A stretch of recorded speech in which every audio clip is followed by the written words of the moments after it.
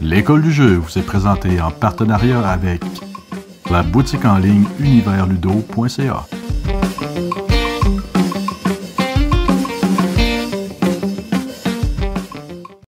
Bonjour et bienvenue à l'école du jeu, mon nom est Sylvain et c'est le temps du quoi de neuf du mois d'octobre. Donc un autre mois de terminé, mes collègues ont commencé à sortir leur quoi de neuf, c'est à mon tour de vous présenter un aperçu des jeux auxquels j'ai joué. Bon, bien entendu, en tant que fan de statistiques, j'ai quelques petites données pour vous. Au courant du mois d'octobre, j'ai joué à 68 parties de 42 jeux différents. Là-dedans, il y en a 21 que c'était la première fois que j'y jouais. Comme d'habitude, je ne prendrai pas le temps de vous parler de tous ces jeux-là, mais ce mois-ci, j'ai quand même beaucoup de jeux à vous parler parce que j'ai eu beaucoup de parties très intéressantes. Bon, je vais mettre ça sur la faute de Dave. Dave, c'est de ta faute, parce que Dave m'a fait essayer beaucoup de jeux et beaucoup de bons jeux auxquels j'avais vraiment envie de vous parler. Mais on va y aller immédiatement avec le début de ça. Donc, j'ai reçu et je vous ai présenté un déballage du jeu Dice Settlers. Dice Settlers, c'est un jeu qui se joue, un jeu de civilisation. Donc, on va créer une civilisation. Au départ, je m'attendais à avoir un gros jeu absolument épique. Le jeu se joue rapidement et c'est ce qui m'a surpris. Une partie à 4 joueurs, on a eu ça à peu près 1 heure. Le jeu offre des choix intéressants. Donc, le jeu va utiliser un mécanisme de dés. Donc, on va acheter des dés. On va brasser justement dans un sac. On va drafter des dés. Donc, on va, si on veut, les piger du dice building aussi. Backbuilding. Le jeu est vraiment intéressant. Le jeu offre beaucoup de possibilités parce que chaque fois qu'on va jouer, il va y avoir différentes technologies qui vont être présentes. Ça veut dire qu'il n'y a pas 2 parties qui vont nécessairement être pareilles. C'est certain que bon, les premières parties que j'ai faites, j'ai décidé d'y aller avec le set de base, donc les technologies, si on veut, basic un peu, pour pouvoir apprivoiser le jeu puis aussi le faire apprivoiser aux autres gens avec qui j'ai joué. Les plusieurs parties que j'ai jouées, les gens ont été unanimes autour de la table. Le jeu est excellent, les gens voulaient y rejouer. Je possède la version de luxe. Bon, il y a un petit bug quand ils ont fabriqué la version de luxe avec des pièces qui étaient un petit peu trop grosses. Ils vont justement corriger le tir. Mais sinon, le jeu est absolument génial. Il offre des décisions intéressantes. C'est un 4X, donc on va faire plein de choses. On va essayer d'étendre notre territoire. On va générer un mécanisme de justement différentes ressources pour faire des points. Le jeu est vraiment délicieux. Laissez-moi quelques parties de plus. Peut-être bien le mois prochain ou dans 2 mois, je vais essayer de vous le présenter à la chaîne parce que sérieusement, Dice Settlers mérite un gros thumbs up. J'ai joué aussi à Palm Island. Palm Island est un jeu qui, encore là, qui est un autre Kickstarter, qui offre quelque chose d'absolument unique. Le jeu se joue sans avoir besoin d'une table. C'est un jeu principalement solo. Bon, il y a une variante coopérative, compétitive à plusieurs joueurs. Je l'ai pris avec l'optique d'y jouer solo et c'était vraiment le but dans lequel j'avais. Le jeu rentre dans une main. Donc, on tient le jeu de cartes dans les mains, c'est un jeu de cartes, et on va générer différents effets en tournant les cartes de côté, en les mettant en arrière, mais le jeu va chercher vraiment une manipulation. Il possède, je pense, moins d'une vingtaine de cartes, et on va essayer de générer une machine pour faire des points en tournant les cartes, en les flippant de côté. Le jeu est très bien pensé. Ça reste un petit jeu solo très simple. C'est un battre son propre score, qui habituellement, c'est ce genre de jeu qui me fait un peu moins, qui me fascine un peu moins. Mais dans le cas de Palm Island, le fait qu'il puisse se jouer dans une main, on peut arrêter de le déposer là, il rentre dans un tout petit portefeuille, on peut le transporter absolument n'importe où. La preuve, je l'ai toujours dans mon manteau. Sérieusement, j'ai vraiment été impressionné par ce petit jeu-là. J'ai joué aussi à Dwarf's Winter, un autre jeu que je vous ai présenté un déballage à la chaîne. Ce jeu-là, je vais peut-être vous faire une critique aussi, mais la première partie que j'ai jouée, la partie n'a pas été trop longue, ça a été intéressant. La deuxième, par exemple, je dirais qu'elle s'est éternisée un petit peu trop. J'ai pas détesté, c'est un tower defense, donc on va essayer de se défendre contre justement les envahisseurs, mais en même temps, il va falloir marquer des points. Donc c'est quand même, on a un but commun de pas perdre, mais chaque clan de nains va devoir essayer de faire le plus de points possible. Des fois, il y a des jeux que on n'est pas sûr. Le jeu est pas mauvais en tant que tel, ça c'est certain. Mais ma deuxième partie m'a laissé un petit peu sur mon appétit. Disons que la première avait été rapide, la deuxième j'ai rajouté un petit module d'extension. J'avais l'impression que ça rendrait le jeu plus dynamique. Je sais pas, cette fois-là, ça a été plus long, plus fastidieux, un peu moins convaincu. Je vais devoir y rejouer. Puis c'est certain que je vais sûrement vous le présenter. J'ai joué aussi à un jeu qui s'appelle Railroad Rivals et celui-là, je vais vous le présenter au courant du prochain mois. C'est un jeu de Forbidden Games qui est une compagnie qui est relativement nouvelle mais qui semble vouloir nous offrir d'excellents titres. D'ailleurs, vous allez pouvoir voir justement un projet Kickstarter qui va commencer bientôt qui s'appelle Extraordinary Adventures Pirates.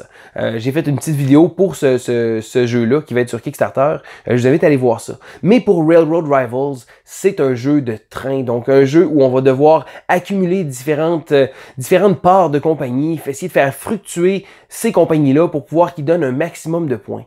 À la base, le jeu est très simple, mais le jeu offre des décisions intéressantes. J'ai une copie du jeu avec la version premium, donc une version, si on veut, de luxe, avec des tuiles en bois qui est absolument magnifique. Le jeu a une belle présence sur la table, le jeu est simple à expliquer, il est très intéressant, très économique, mais c'est vraiment très intéressant comme jeu et j'ai vraiment été satisfait.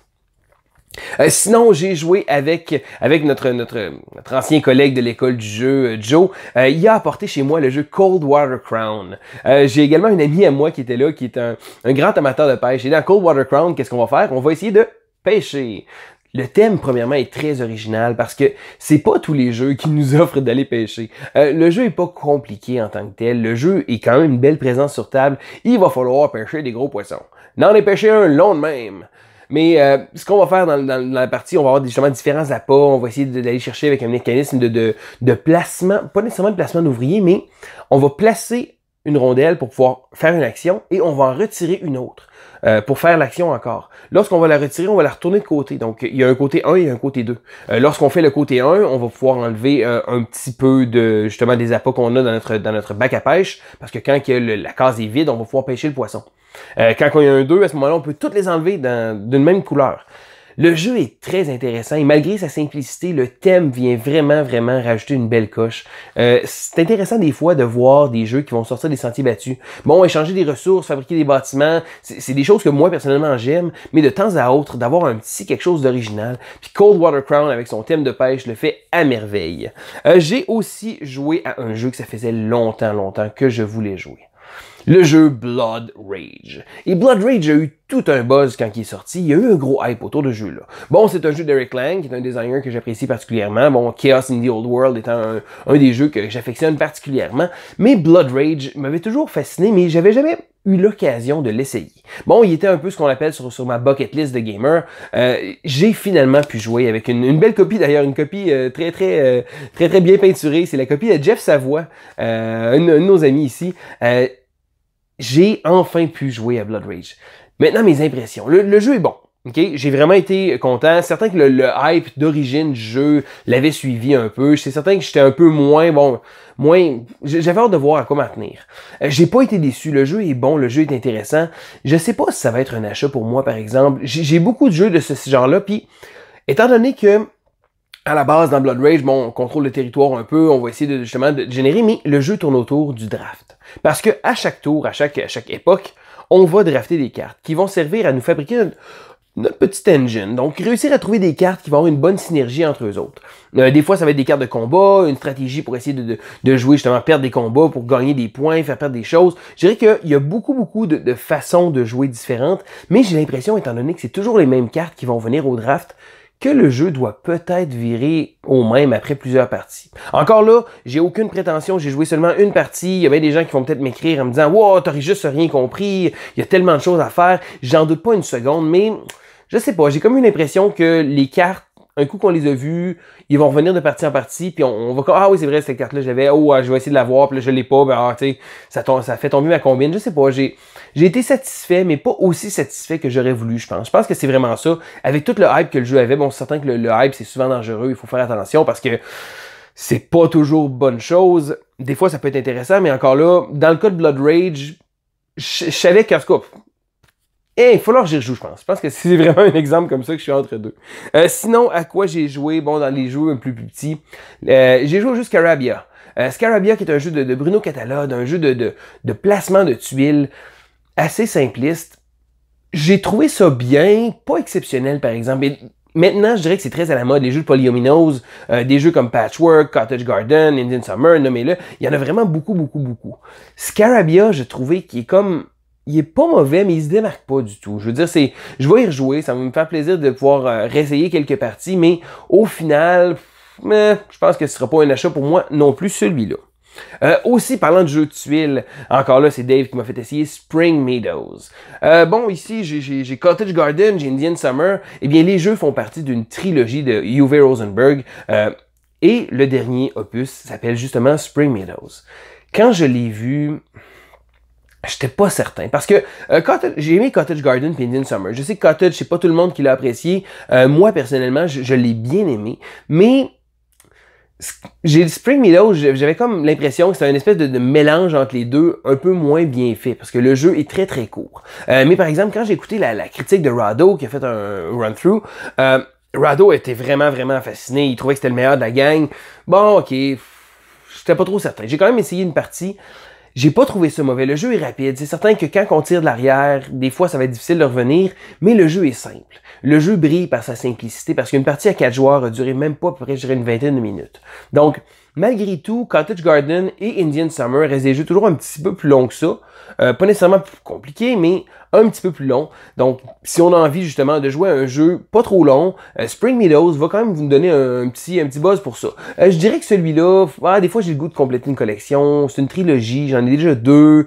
Et je vais peut-être me laisser tenter pour Spring Meadows. Je sais aussi que ma fille commence à apprécier particulièrement des jeux comme Patchwork ou Barren Park. Donc, c'est peut-être quelque chose que je pourrais aller chercher. Sinon, avec d'autres amis, j'ai joué à Adrenaline pour la première fois. Adrenaline, c'est quoi? C'est un jeu qui simule un jeu de combat à la première personne, donc un first-person shooter. Le jeu le fait drôlement bien. Je dirais que c'est très original comme thème. Encore là, on va avoir des fusils, on va essayer de tirer les autres joueurs. Un coup qu'on prend la cadence des actions, le jeu roule quand même assez rapidement. J'étais un peu inquiet en disant, bon, ça va être difficile de simuler un jeu de tir. Non, le jeu réussit quand même à bien faire ça. C'est un jeu intéressant. Je suis content d'y avoir joué. Je vais y rejouer, je pense. Mais encore là, je veux dire, c'est pas un jeu qui va passer à l'histoire dans mes tops, mais j'ai quand même été content de pouvoir le jouer. Sinon, j'ai joué aussi à Inish. Et oui, on dit Inish. C'est un jeu justement de gestion de territoire, de contrôle de territoire, mais également de draft. Tu sais, je vous expliquais un peu tantôt Blood Rage, qui est un jeu de draft, donc on va passer les cartes comme ça. Inish utilise également les mêmes cartes tout le temps au courant de la partie, mais j'ai eu l'impression que le jeu pouvait avoir une espèce de profondeur beaucoup plus que ce que j'ai joué une partie. On était tous des joueurs que c'était leur première fois, sauf la personne qui a apporté le jeu, qui avait déjà joué 1-2 fois à 2 joueurs, donc il n'y avait pas une grande expérience du jeu. Le jeu offre beaucoup de choix intéressants parce que la façon que les combats sont traités, parce que oui, certains on voit les tuiles comme ça. D'ailleurs, le dessus de la boîte, personnellement, je le trouve vraiment affreux, mais les tuiles, le design, le look graphique du jeu est vraiment bien réussi pour ça. Donc, dans Inish, on va essayer justement de gérer nos cartes pour pouvoir prendre possession de différents territoires, marquer des points. Mais ce qui m'a fasciné, comme je disais, c'est le combat. Parce que le combat se fait pas avec des dés. Il se fait pas nécessairement avec des cartes. Il se fait simplement verbalement. Donc, on va se battre. Tu vas perdre une unité. Est-ce que tu veux continuer? Oui, ben, excellent. On se relance comme ça. Donc, on peut soit perdre une unité ou perdre une carte en main. À tout moment, les joueurs vont dire, hey, écoute, on arrête-tu là? On va arrêter là, je pense que on peut discuter, le jeu est très simple pour ça parce que j'ai vraiment été étonné et ça marche tellement bien. Parce que oui, c'est certain qu'il y a des mécanismes de défense, on peut se sauver dans une citadelle, se protéger, des choses comme ça, mais sinon, le mécanisme de combat fonctionne drôlement bien. Des fois, on s'attend, bon, ok, on va lancer des dés, les dés sont pas en ma faveur, les cartes, j'ai pas eu des bonnes cartes. Là, c'est vraiment juste un constat de la situation. Le jeu est très original pour ça. Je dirais pas là une autre partie. Donc, c'était mon expérience pour Inish.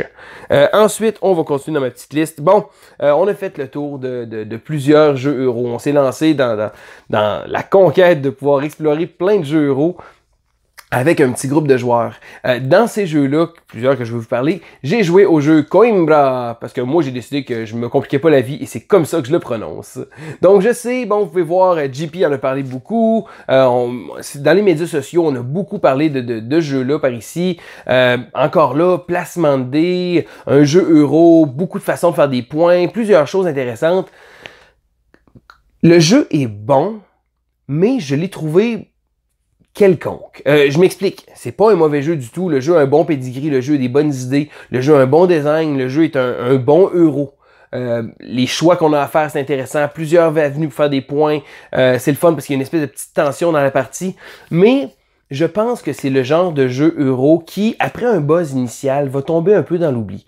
Encore là, c'est rendu difficile. Dans le monde dans lequel on est, il y a tellement de jeux qui sortent, il y a tellement de bons jeux qui vont sortir, ça devient difficile un peu de rester sur le dessus. Il y a des jeux très bons qui sont sortis il y a 2 ans qu'on parle pratiquement plus. Coimbra, j'ai l'impression que ça va rester dans ces eaux-là. C'est pas un mauvais jeu, je vais y rejouer, mais il manquait un petit quelque chose pour pouvoir vraiment sortir du lot. Et je pense que dans le monde dans lequel on est, ça devient difficile, il faut vraiment être une coche au-dessus. J'ai joué à un autre jeu euro que lui a une très bonne réputation, ça fait plusieurs années qu'il existe, et c'est le jeu Concordia. Concordia, on le regarde, ça fait très euro, ça fait très beige comme jeu, mais Concordia est un bon jeu, des bons mécanismes. Encore là, un très euro. On va essayer de gérer nos déplacements, gérer les choses. Beaucoup de choses à gérer, beaucoup de façons de faire des points. Un autre jeu que j'ai vraiment apprécié, mais que je sais pas si j'aurais vraiment le goût de vouloir y rejouer. Ça devient difficile. Comme Coimbra, le jeu est bon, on voit que le jeu est bien pensé, c'est un jeu intelligent. Je pense que j'ai peut-être préféré Concordia à Coimbra, mais encore là, bon, j'ai joué avec la carte de base, je sais qu'il y a plusieurs extensions qui viennent s'ajouter. Je pense que ça va peut-être rajouter un petit plus à ça. Mais sinon, ça reste un bon jeu, je le conseille à tout le monde. J'ai joué aussi au jeu Carpe Diem, le nouveau jeu de Steffenfeld, que je vais baptiser amicalement Carcafeld. C'est quoi ce jeu-là? C'est un jeu on va placer des tuiles pour pouvoir fabriquer des petits villages, marquer des points. On va déplacer nos travailleurs pour justement aller, nos petits personnages, pour pouvoir aller sur différentes cases, pour pouvoir ramasser des tuiles. On va placer ces tuiles-là dans notre petit plateau de jeu personnel. Et on va essayer de marquer des points en complétant des bâtiments ou en faisant des bâtiments qui vont être longs avec des petites cheminées ou des choses comme ça. Le jeu est pas très beau. Donc visuellement, on regarde la couverture de la boîte, on n'est pas sûr. On regarde le plateau de jeu, on n'est pas sûr, mais c'est un Feld et le jeu est très bon. Donc malgré son apparence, le jeu m'a surpris parce que bon, c'est pas un jeu compliqué. Encore là, je dirais moins lourd même que les 2 jeux que j'ai parlé auparavant. Carpe Diem a quelque chose d'intéressant, c'est la méthode de faire le score. Donc à la fin de chacune des rondes, donc il y a 3 rondes je crois pendant la partie, mais à la fin de chacune des rondes, on va devoir marquer des points sur différents objectifs. La façon que les objectifs fonctionnent, il y a une espèce de grille où on va avoir plein de choses, plein d'objectifs différents, et on va devoir activer 2 cartes. Donc en plaçant une pastille sur, si on veut, entre 2 cartes, comme ça, et ça va activer les 2 cartes. On va essayer de réussir à compléter l'objectif pour faire des points. Le premier round, ça va être assez difficile de compléter les 2, mais ce qui est intéressant, c'est qu'un coup que l'objectif, le mix des 2 objectifs a été complété, on ne pourra plus le refaire du restant de la partie. Ça veut dire que quand on va se fabriquer notre petite affaire, notre petit terrain, notre partie de lopin de terre avec les différentes tuiles, il va falloir voir à long terme parce que présentement, là, ça va me donner des points, mais ça m'en donnerait encore plus tard.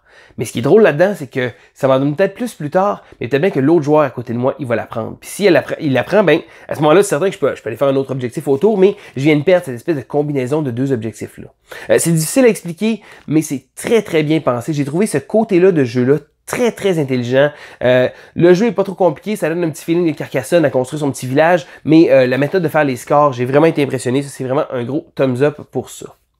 J'ai joué aussi au jeu Endeavor, Age of Sail. J'ai joué à la version Deluxe, le Commodore, l'édition Commodore qui vient directement de Kickstarter. Endeavor est un jeu qui existait déjà depuis quelques années. J'y avais jamais joué, je l'avais déjà vu, bon ok, je ne m'étais pas trop intéressé, mais avec l'arrivée d'une nouvelle version Kickstarter et avec beaucoup de bling, disons-le, il y a vraiment la version de luxe, c'est très belle, les plateaux de joueurs sont avec un double épaisseur, comme ça on peut incruster pour les ressources, les jetons de bois qui vont servir partout, un peu partout sur le plateau de jeu, les inserts pour faire ça, c'est Game Trade qui les fait, qui sont absolument magnifiques pour mettre les tuiles, des choses comme ça. Le jeu offre une panoplie aussi de petites extensions qu'on va pouvoir rajouter. On n'a même pas joué avec tout ça, on a joué avec la version de base. Et Endeavor est vraiment un gros coup de cœur pour moi. Le jeu est pas compliqué à comprendre, puis un coup qu'on commence à y aller, puis comme je dis, on n'a même pas joué avec les exploits là, qui rajoutent beaucoup de choses. Juste le jeu de base est tellement bien pensé, tellement bien fait. Endeavor j'ai vraiment été surpris par ce jeu-là. Un bon jeu, je vous invite à aller regarder. Puis si jamais, je sais que la version nouvelle, bon, elle va être plus chère aussi, elle a été un peu raffinée, mais même, je pense que la vieille version, si vous pouvez la trouver à un prix abordable, sérieusement, ce jeu-là m'a impressionné. Endeavor Age of Sail, un autre gros thumbs up pour moi. Maintenant, dans un côté un petit peu plus léger, j'ai découvert récemment les jeux Unlock. Donc, j'ai commencé à faire ça et je me suis rendu compte également que ma femme appréciait particulièrement ces jeux-là. Donc, ma femme, elle joue pas tant que ça, mais avec un des couples d'amis, c'est arrivé quelques fois qu'on a sorti ces jeux-là et ça a été un hit à chaque fois. Même qu'elle est vraiment meilleure que moi pour résoudre ces énigmes-là. Cette fois-ci, on a une nouvelle boîte, les aventures exotiques, et on a fait si on veut, le scénario de Scheherazade, donc le conte des mille et une nuits. Comme tous les Unlock, bon, je vous en parlerai pas trop parce que, bon, je veux pas faire de spoilers ou des choses comme ça, mais on a bien apprécié, il offrait des petits puzzles très intéressants et c'était un bon scénario de Unlock. Dans cette optique-là, on a également fait Exit, la cabane abandonnée, donc l'autre type, celui-là, les Exits, une autre belle expérience de jeu, encore une fois, bon, spoiler oblige, je vous en parlerai pas trop, mais c'était mon premier Exit, puis là, les gens vont me demander, lequel entre Unlock et Exit? C'est deux styles différents parce que Unlock va utiliser un deck de cartes assez fixe comme ça, puis une application qui va servir pour pouvoir plein de puzzles, rentrer des codes dedans, va rajouter une petite dynamique intéressante. Exit, pour sa part, est un jeu totalement jetable. Là, les gens vont dire, non, un jeu jetable, je compte ça. Pour le prix que ça coûte, là, les jeux coûtent même pas 20$ canadiens. Le jeu est intéressant parce que là, c'est certain qu'on peut faire attention au matériel, puis essayer de photocopier toutes les choses, mais à la base, ça reste que le livret de règles, des fois, le livret de jeu va servir pour plusieurs choses. Aucun spoiler, mais je l'ai trouvé ça très intéressant et j'ai trouvé ça une belle dynamique différente des deux. Je pense que les deux ont leur place, puis les deux, c'est des jeux qui sont appréciés avec les gens avec qui je joue, fait que pour moi, c'est des winners. Ensuite, on y va avec un autre jeu, mais cette fois-ci, celui-là, je l'avais déjà joué, j'en ai déjà parlé, mais ouf que j'ai joué beaucoup ce mois-ci, c'est le jeu de Climbers. The Climbers est un jeu abstrait avec des beaux gros blocs tout chunky, un jeu qui se joue rapidement de 2 à 5 joueurs. Le jeu est vraiment, vraiment le fun. On va essayer de grimper avec nos petits pions en déplaçant des blocs de couleurs. Le jeu est très abstrait, mais offre une dynamique très intéressante. Puis The Climbers a été mon jeu le plus joué. Je pense que j'ai joué justement plus qu'une dizaine de parties ce mois-ci. Et ça a vraiment été un hit. Aussi, j'ai joué au jeu The Pursuit of Happiness, à la poursuite du bonheur. À la poursuite du bonheur, c'est quoi? C'est un jeu... On a tous joué à Destin quand on était jeune, hein? Le Game of Life, Destin, où on se promenait, on avait une petite vie. La poursuite du bonheur, c'est ça, mais en version euro. Donc, le jeu nous offre on va vivre une vie sous des mécanismes, justement, de placement d'ouvriers. On va placer du temps pour pouvoir générer des actions et des choses comme ça. Mécaniquement, le jeu est fonctionnel et très bien. Mais le thème de ce jeu-là, on a vraiment l'impression de se bâtir une petite vie. Puis, savez-vous quoi? J'ai tellement envie de vous en parler que je vous en parlais pendant une critique express, probablement ce mois-ci, parce que La Poursuite du Bonheur est vraiment un jeu original qui est très sympathique, avec un thème très, très agréable. C'est le genre de jeu que je vais préférer, je pense, vivre mon thème puis pouvoir y aller avec des choses qui vont être intéressantes sans même nécessairement penser, oui, c'est certain qu'on essaie de faire des points de victoire, mais au final, le but de jeu-là, c'est même pas nécessairement de faire des points, ça va être vraiment juste de réussir à avoir une vie qui se tient. Personnellement, moi, je l'apprécie beaucoup. Chaque partie que je joue est vraiment géniale et c'est à la poursuite du bonheur. Maintenant, je pense qu'on parlait de beaucoup de jeux déjà. Qu'est-ce que le mois de novembre va nous apporter à la chaîne? Donc, qu'est-ce qui va arriver? Des projets, j'en ai plein, du temps, j'en ai moins. C'est difficile. J'aurais le goût tellement de vous présenter une panoplie de jeux. J'ai une liste de jeux que je vais vous présenter. Puis à chaque fois, je me dis, je vais essayer ce mois-ci, ça va aller au mois prochain. J'ai commencé des critiques express, je me suis dit, je vais pouvoir vous en sortir plus. Mais malgré tout, à un moment donné, on manque un peu de temps. Mais voici ce que j'ai au menu pour le mois prochain. Keyforge arrive bientôt. Je vous en ai teasé le mois passé. Je vais essayer de sortir ma vidéo le plus rapidement possible. Keyforge devrait arriver le 15 novembre, avoir sa sortie générale. Je sais que le 10, il y a des événements de départ qui vont être faits dans différents commerces, différentes boutiques. Keyforge, j'ai vraiment hâte de vous le présenter. Puis je vais essayer de vous sortir rapidement une petite vidéo sur ce jeu-là. Donc probablement dans les premières semaines de novembre, là, pour profiter du petit buzz que le jeu va avoir, vous donner un peu qu'est-ce que je pense de ce jeu-là, puis qu'est-ce qui m'a fait accrocher. Donc c'est plus un blabla, ce ne sera pas une critique, on ne parlera pas des règles. Je veux vraiment faire une petite jasette avec vous autres sur Keyforge. Aussi, très rapidement, donc ça devrait sortir probablement au courant de la semaine prochaine que vous allez écouter cette vidéo-là. une critique du jeu Gizmos avec les règles. Gizmos est un jeu absolument génial, j'ai hâte de vous le présenter. Ma vidéo est déjà tournée, il faut que je trouve le temps justement de la placer, d'avoir un petit trou pour pouvoir l'afficher sur la chaîne. Aussi, bon, on fait le tour de ma petite liste, je continue sur les choses. Écoute, The Climbers, j'ai joué tellement de Climbers qu'il faudrait que je vous le présente. Je pense que je suis rendu à peut-être une quinzaine de parties. Il serait peut-être le temps aussi de vous présenter une petite les règles, puis aussi mon avis complet, ce que je pense sur ce jeu-là.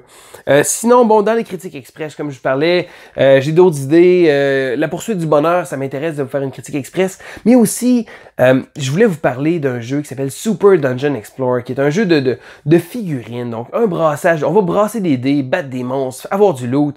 Le jeu me fait vraiment triper. C'est certain que c'est très Ameritrash, c'est très brassage de dés, mais j'ai une fascination pour ce jeu-là. J'ai un paquet de boîtes, j'y joue pas assez souvent.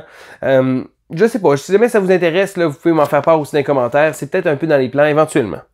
Sinon, bon, encore là, je vous ai parlé un peu de Railroad Rivals pendant mon Quad 9. Ben, ça, c'est un autre jeu que j'aimerais ça vous présenter une critique. Là, je commence à en accumuler beaucoup. Là.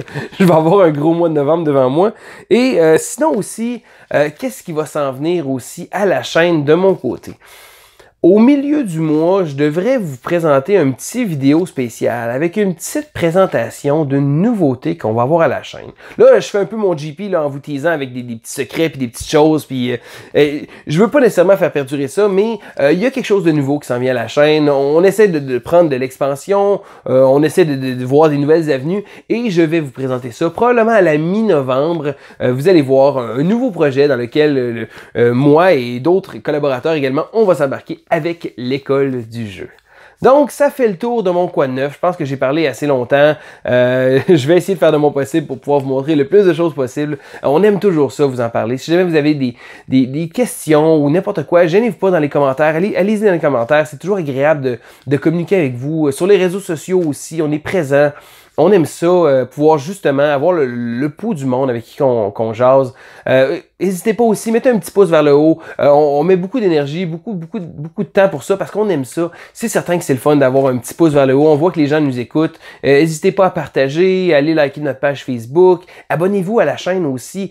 Ça paraît pas, mais on a dépassé le 4000 abonnés. Puis pour ça, pour les gars de l'école du jeu, c'est un gros plus. C'est une grosse tape dans le dos. Je dirais que on fait pas juste ça pour voir les chiffres monter, mais c'est le fun de voir que les gens nous écoutent. On redouble de motivation pour pouvoir justement vous offrir un contenu varié parce que c'est le fun de savoir que on a des gens qui nous écoutent de l'autre bord de la caméra. Donc encore là, c'est ça. Vous pouvez aller nous voir sur Facebook, on a un Instagram. Là, j'essaie de m'habituer à pouvoir mettre plus souvent des choses là-dessus, mais gênez-vous pas parce qu'on aime ça jaser avec vous. Alors c'était Sylvain pour l'école du jeu et on se dit à la prochaine.